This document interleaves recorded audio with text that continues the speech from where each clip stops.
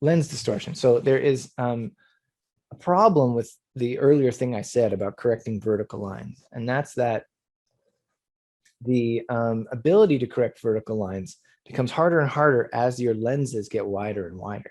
So fun fact, if you're new to real estate photography, you should get the right gear. I'm sure that's probably really obvious, but the right gear really doesn't have a lot to do with the camera body that you choose. It's more about the lens. You want something wide as you can get.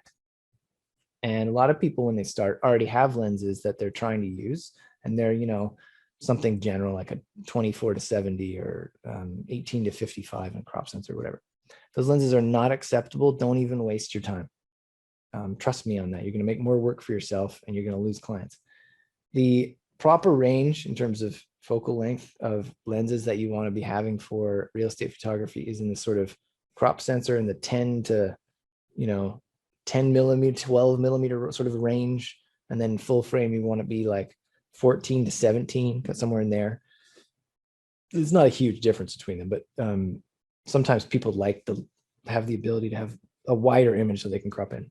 So that's where it justifies the cost of the 14 to 24. Often there's zooms as well. So, it's like 14 to 24. So you can zoom in a little if you choose. Every lens is a little different. They've all got different characteristics. Fun fact, I had the Nikon 16 to 35 and I had to stop using it for this reason right here. So every lens has its own unique characteristics. And the image here shows, it's pretty visible. I guess that's why we chose this one. It's got this lamp. It shows the lines there are curved. And the reason for that is that lenses are circular. So anytime you try to take a lens and straighten it out to make everything all straight, you can only do so much, right? In the lens. That's why lenses have all these weird optics in them. They're trying to stretch the light and make it look like how it's supposed to look.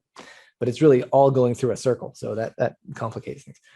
Either way, you can't really get accurate vertical lines to be completely vertical if they're curved.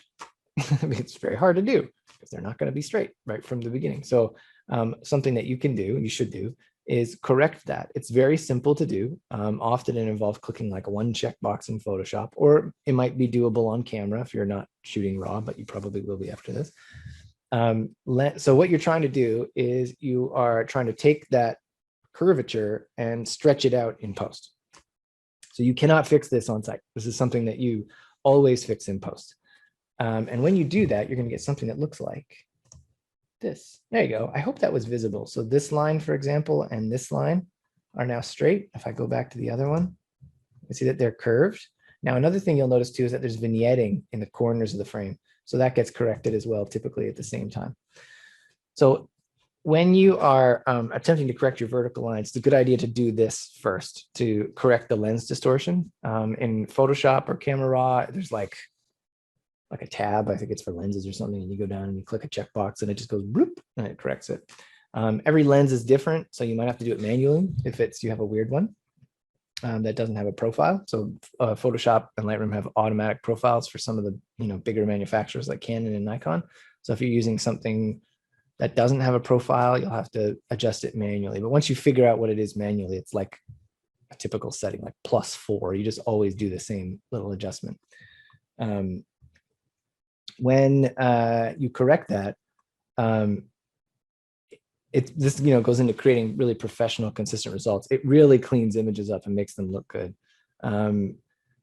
Images that have a lot of barrel distortion look, maybe this is a subjective opinion, I don't know. You guys can tell me in the chat.